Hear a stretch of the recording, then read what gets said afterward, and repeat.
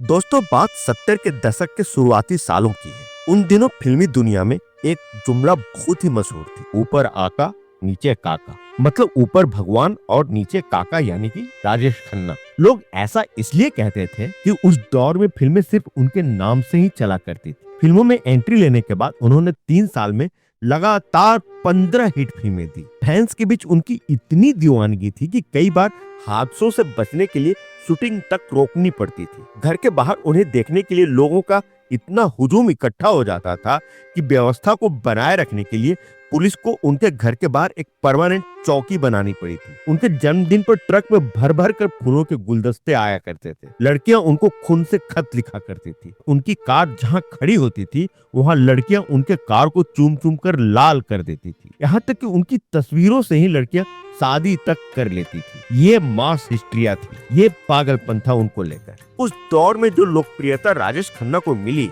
वैसी लोकप्रियता आज तक किसी भी स्टार को नसीब नहीं हुई। उन्हें ऐसे ही नहीं, हिंदी सिनेमा का पहला सुपरस्टार कहा जाता था।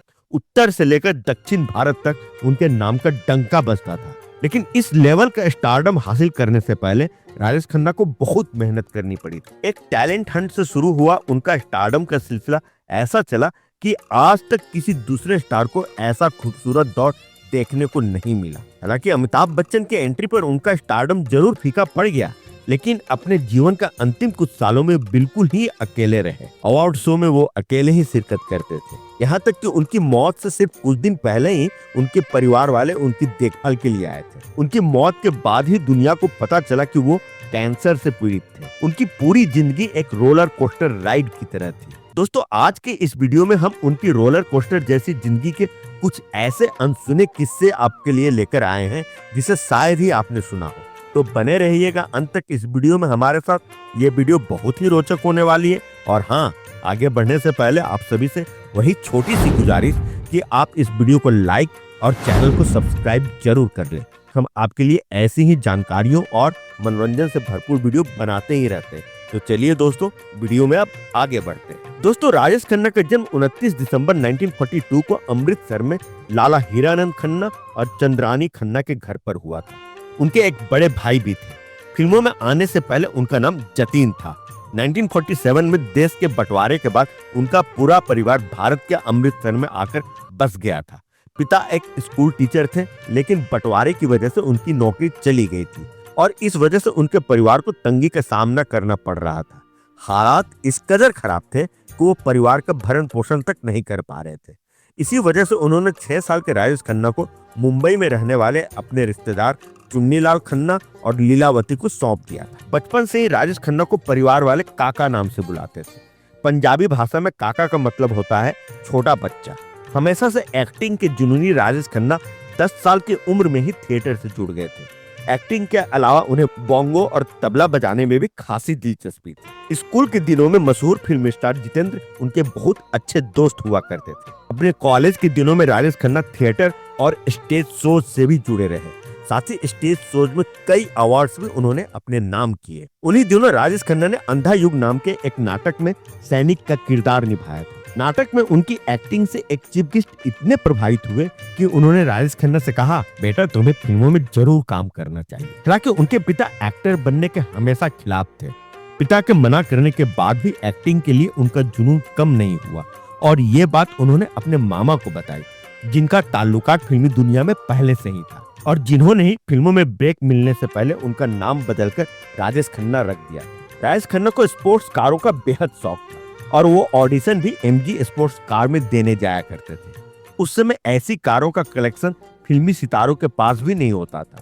जब वो ऑडिशन देने जाते तो उनकी कार वहां पार्क होती थी जहां कई फिल्मी सितारे और डायरेक्टर प्रोड्यूसर्स की गाड़ियां खड़ी रहती थी। कभी कभार जब राजेश खन्ना की मुलाकात किसी डायरेक्टर से होती थी तो वो कहते थे, अगर आप मुझे जूनियर आर्टिस्ट का छोटा सा भी रोल मुझे दे देंगे तो मैं उसे पूरी शिद्दत से करूंगा। लेकिन तब कोई भी उनकी बातों को तवज्जो नहीं देता था। लेकिन उसी दौर में फिल्म प्रोड्यूसर्स ने मिलकर all India talent Hunt contest का आयोजन किया था। बात है साल 1965 की। शो में 10,000 से भी ज्यादा लोगों ने हिस्सा लिया था। उनमें एक थे 23 साल के राजेश खन्ना। इस हंट में राजेश खन्ना ने इतना जबरदस्त परफॉर्म किया था कि वो पहले टॉप 8 की लिस्ट में शामिल हो गए थे। और फिर बाद में विनर भी बने। लड़कियों में ये खिताब फरीदा जलाल ने जीता था और विनोद मेहरा और लीना चंदावरकर रनर अप रहे थे। राजेश खन्ना को प्राइज के तौर पर 2 फिल्में ऑफर की गई थी। 1966 में राजेश खन्ना की पहली फिल्म आखिरी खत रिलीज हुई थी। इस फिल्म को 40वें ऑस्कर अवार्ड के बेस्ट फॉरेन लैंग्वेज फिल्म के तहत एंट्री भी मिली थी, लेकिन फिल्म नॉमिनेशन राउंड से ही बाहर हो गई। हालांकि राजेश खन्ना की पहली फिल्म तो टॉप हो गई थी, पर जब 1967 में उनकी दूसरी फिल्म राज रिलीज हुई तो उसने बॉक्स ऑफिस पर ताबड़तोड़ कमाई की। फिल्म का बजट लगभग 65 लाख था, लेकिन उसने बॉक्स ऑफिस पर 1 करोड़ से भी ज्यादा का कलेक्शन किया। फिर अगले 2 साल में उनकी 5 और फिल्में रिलीज हुई, जैसे औरत जिसमें उनके साथ फिरोज खान हीरो थे, बहारों के सपने जिसमें उनकी हीरोइन आशा पारिक थी और आशा पारिक तब की जमी जमाई अभिनेत्री थी। फिर उसके बाद आई थी खामोशी जिसमें उनकी हीरोइन वहीदा रहमान थी और वह भी उस वक्त आशा पारिक की तरह ही राजेश खन्ना से ज्यादा पॉपुलर थी और उन्होंने ही फिल्म में लीड रोल के लिए राजेश खन्ना का नाम सजेस्ट किया था। वहीदा रहमान फिल्म आखिरी खत में राजेश खन्ना की परफॉर्मेंस से काफी प्रभावित थी। खामोशी राजेश खन्ना की लगातार 17 हिट फिल्मों की सफर की पहली हिट फिल्म थी और फिर उसके बाद आई थी फिल्म डोली और इत्तेफाक। दोनों ही फिल्में हिट हो गई थी। इत्तेफाक तो एक सस्पेंस थ्रिलर फिल्म थी जिसमें एक भी गाना नहीं था, लेकिन फिल्म फिर भी हिट हो गई थी।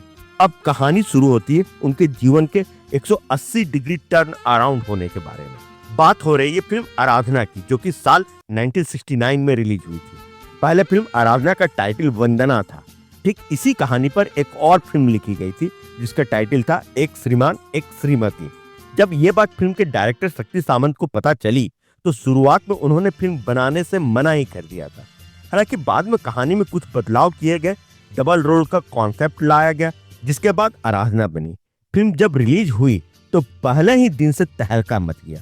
लोगों को फिल्म इतनी पसंद आई कि पहले ही सप्ताह में फिल्म को हिट करार दे दिया गया। लोगों में राजेश खन्ना को लेकर दीवानगी की हद तक पॉपुलैरिटी बढ़ने लगी। फिल्म के हिट होने के बाद उन्हें विभिन्न सेंटरों पर बुलाया जाता था। तब लड़कियों में उनके क्रेज को देखकर एक बार फरीदा जलाल ने उन दिनों को याद करते हुए कहा था कि लड़कियां उनका ऑटोग्राफ लेकर उन पर मचल जाया करती थी। कोई कहता था कि यहाँ ऑटोग्राफ दे दो तो कोई वहां पर। राजेश खन्ना भी अपनी इस नई नई पॉपुलैरिटी को खूब एंजॉय कर रहे थे। तब वो अपनी कॉलर ऊंची करके फरीदा जलाल को चिढ़ाते थे और कहते थे, देखा। खैर, इस दौरान उनके स्टारडम का क्रेज इतना बढ़ गया था कि वो जहां भी फिल्मों की शूटिंग करने जाते थे उनके फैंस उन्हें देखने के लिए वहां पर पहुंच जाते थे, जिससे कभी कभार तो हादसा भी हो जाया करता था। फिर तो पुलिस को उनकी सिक्योरिटी के लिए अलग से बंदोबस्त करनी पड़ती। ऐसा ही एक किस्सा फिल्म कटी पतंग की शूटिंग का है। जब राजेश खन्ना शूटिंग के लिए नैनीताल गए थे, शूटिंग लोकेशन नैनी झील के आसपास का था, इसलिए उस झील को 3 दिनों तक के लिए चारों तरफ से नाव से बांध दिया गया था। वजह यह थी कि लोग उन्हें देखने के लिए बड़ी तादाद में वहां पर पहुंच रहे थे, जिस वजह से हादसा हो जाने का डर था। दूसरा किस्सा है फिल्म अमर प्रेम का। इस फिल्म के एक सीन की शूटिंग कोलकाता के हावड़ा ब्रिज के नीचे होनी थी, जहां पर राजेश खन्ना को शर्मिला टैगोर के साथ बोट पर नजर आना था, लेकिन बाद में वहां का अथॉरिटीज ने इसके लिए परमिशन नहीं दी। अथॉरिटी का कहना था कि राजेश खन्ना को देखने के लिए हावड़ा ब्रिज पर इतने लोग जमा हो जाएंगे कि पुल टूट भी सकता है, इसलिए शूटिंग वहां नहीं हो सकती है। तो ये जलवा था उस वक्त राजेश खन्ना का। राजेश खन्ना की पॉपुलैरिटी सिर्फ नॉर्थ इंडिया तक ही नहीं थी, उनकी पॉपुलैरिटी दक्षिण भारत के कोने कोने तक फैल गई थी। ऐसा ही एक और वाकया आपको सुनाता हूँ। राजेश खन्ना की दोस्तों की लिस्ट में साउथ के एक्टर कमल हासन का भी नाम शामिल है। एक बार राजेश खन्ना के साथ कमल हासन एक अमेरिकन फिल्म देखने गए थे। वहां मौजूद लोगों को इस बात का बिल्कुल भी अंदाजा नहीं था कि वहां पर राजेश खन्ना भी मौजूद है। सब कुछ ठीक था और फिल्म भी खत्म हो गई थी, लेकिन राजेश खन्ना फिल्म खत्म होने के बाद उसके टाइटल एंड को देखने लगे।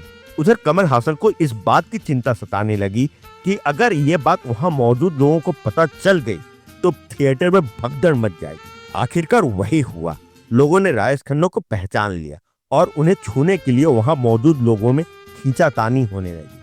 कमल हासन ने उस भीड़ से राजेश खन्ना को बचाकर किसी तरह बाहर निकाला, लेकिन लोगों की खींचातानी में राजेश खन्ना की शर्ट फट गई थी। इस दौरान राजेश खन्ना ने कई लगातार हिट फिल्में थी, जैसे दो रास्ते, बंधन, द ट्रेन, सच्चा झूठा, आन मिलो सजना, सफर, कटी पतंग, आनंद, अंदाज, हाथी मेरे साथी और मर्यादा। फिर उसके बाद एक फिल्म आई थी बदनाम फरिश्ते, जो कि टॉप हो गई थी और उनकी लगातार 17 हिट फिल्मों का सिलसिला टूट गया था। लेकिन उसके बाद फिर उन्होंने दुश्मन, अमर प्रेम, अपना देश, दिल दौलत दुनिया, बावर्ची, दाग, नमक हराम, आपकी कसम और रोटी जैसी हिट और ब्लॉकबस्टर फिल्में भी थी। लेकिन यहाँ तक आते आते अब राजेश खन्ना का जादू फीका पड़ने लगा था। तब अमिताभ नाम का सूर्य फिल्मी दुनिया के आकाश पर चमकने लगा था और उसकी रोशनी में राजेश खन्ना का सितारा धुंधला पड़ने लगा था। लोगों का अब टेस्ट भी बदल गया था। लोग अब रोमांटिक और सोशल फिल्मों के बजाय एक्शन और मल्टी स्टारर फिल्में ज्यादा पसंद करने लगे थे। तो वहीं राजेश खन्ना की फिल्में भी लगातार फ्लॉप या बिलो एवरेज रहने लगी थी। कभी कभार बीच बीच में कोई इक्का दुक्का ही फिल्में सेमी हिट या एवरेज हो जाया करती थी, जैसे अनुरोध, छैला बाबू, कर्म, प्रेम बंधन, अमरदीप, थोड़ी सी बेवफाई, आंचल, बंदिश, धनवान, दर्द, राजपूत, 50-50, अशांति, धर्म कांटा और जानवर। अब तक साल 1982 बीत चुके थे। इधर राजेश खन्ना और डिंपल कपाड़िया की शादी के 11 साल बाद ही रिश्ते में दरार आनी शुरू हो गई थी। खबरें ये थी कि राजेश खन्ना नहीं चाहते थे कि डिंपल फिल्मों में काम करे। इसी वजह से दोनों में काफी बहस भी हुआ करती थी। कुछ समय बाद दोनों अलग अलग रहने लगे थे, लेकिन तलाक कभी नहीं लिया। एक इंटरव्यू में खुद राजेश खन्ना ने बताया था कि डिंपल से अलग रहने के बाद उन्होंने 14 महीनों के लिए खुद के आसपास एक दीवार सी बना ली थी।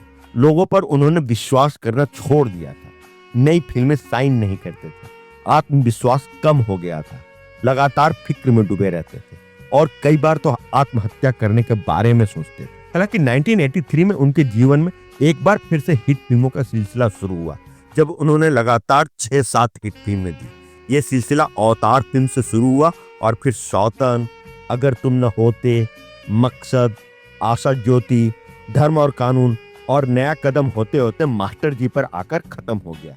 हालांकि उसके बाद भी उन्होंने आखिर क्यों, अधिकार, अमृत और नसीहत जैसी हिट और सेमी हिट फिल्में दी, लेकिन तब तक राजेश खन्ना अपना पुराना चार्म बिल्कुल पूरी तरह से खो चुके थे और उन्हें फिल्में भी कम मिलने लगी थी। नौबत ये आ पहुंची थी कि उन्हें टीवी सीरियल्स में भी काम करने पड़े थे, लेकिन यहाँ भी उन्हें अपेक्षित सफलता नहीं मिली। अब उनके घर के बाहर ना तो लोगों का हुजूम रहता था और ना ही लड़कियां उनको खत लिखा करती थी। उनके परिवार वाले भी उनको बहुत पहले ही छोड़कर चले गए थे। अपनी जिंदगी के आखिरी पड़ाव में वो बिल्कुल ही अकेले पड़ गए थे।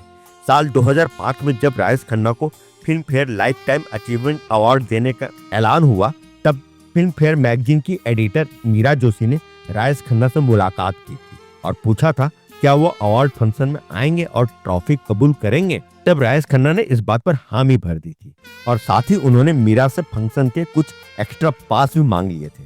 लेकिन तब लोग उस वक्त हैरान रह गए थे जब वे अवार्ड फंक्शन में बिल्कुल अकेले पहुंचे थे। साल 2011 में राजेश खन्ना को पता चला कि उन्हें कैंसर है, लेकिन ये बात वो किसी को बताना नहीं चाहते थे, सिर्फ अपने करीबियों तक ही इसे सीमित रखना चाहते थे। इसलिए उन्होंने अपने नजदीकी लोगों से कह दिया था कि ये बात उनके फैंस तक ना पहुंचे। जून 2012 में जब उनकी तबीयत खराब होने लगी, तब उन्हें 23 जून को मुंबई के लीलावती अस्पताल में भर्ती कराया गया था। तबीयत में सुधार होने के बाद फिर उन्हें 8 जुलाई को अस्पताल से छुट्टी मिल गई थी, लेकिन 14 जुलाई को फिर से राजेश खन्ना की तबीयत काफी बिगड़ने लगी और उन्हें फिर से लीलावती अस्पताल में भर्ती कराया गया था। जब उनकी तबीयत में अब सुधार होने की गुंजाइश बिल्कुल खत्म हो गई और उन्हें इस बात का अंदेशा हो गया था कि उनके पास अब ज्यादा दिन नहीं है, इसलिए उन्होंने अपने परिवार वालों से कह दिया था कि वे अपने घर में ही आखिरी सांस लेना चाहते हैं और 16 जुलाई को उन्हें अस्पताल से डिस्चार्ज कर दिया गया था, जिसके 2 दिन बाद ही 18 जुलाई को राजेश खन्ना का निधन उनके बंगले आशीर्वाद में हो गया। निधन के वक्त उनके आखिरी शब्द थे, टाइम हो गया है पैकअप। इस बात का खुलासा अमिताभ बच्चन ने सबसे पहली बार किया था। राजेश खन्ना के निधन के बाद ही दुनिया को यह पता चला था कि वो कैंसर से पीड़ित थे। उनकी अंतिम यात्रा में देश और दुनिया से करीब 9 लाख से भी ज्यादा लोग शामिल हुए थे। तो ये रही दोस्तों हिंदुस्तान के सबसे पहले सुपरस्टार राजेश खन्ना के फिल्मी सफर के बारे में, जो मैंने आपको बिल्कुल ही संक्षेप में बताई। ये स्टोरी आपको कैसी लगी हमें कमेंट बॉक्स में लिखकर जरूर बताएं। साथ ही हमें ये भी बताएं कि आपको राजेश खन्ना की कौन कौन सी फिल्में सबसे ज्यादा पसंद है। और हाँ, अगर आपने अभी तक इस वीडियो को लाइक और चैनल को सब्सक्राइब नहीं किया है तो आप उसे अभी के अभी कर लें। तो फिर मिलते हैं अगले वीडियो में किसी नए टॉपिक के साथ। तब तक के लिए आप सभी को आपके दोस्त और होस्ट आकाश वर्मा की तरफ से प्यार भरा नमस्कार।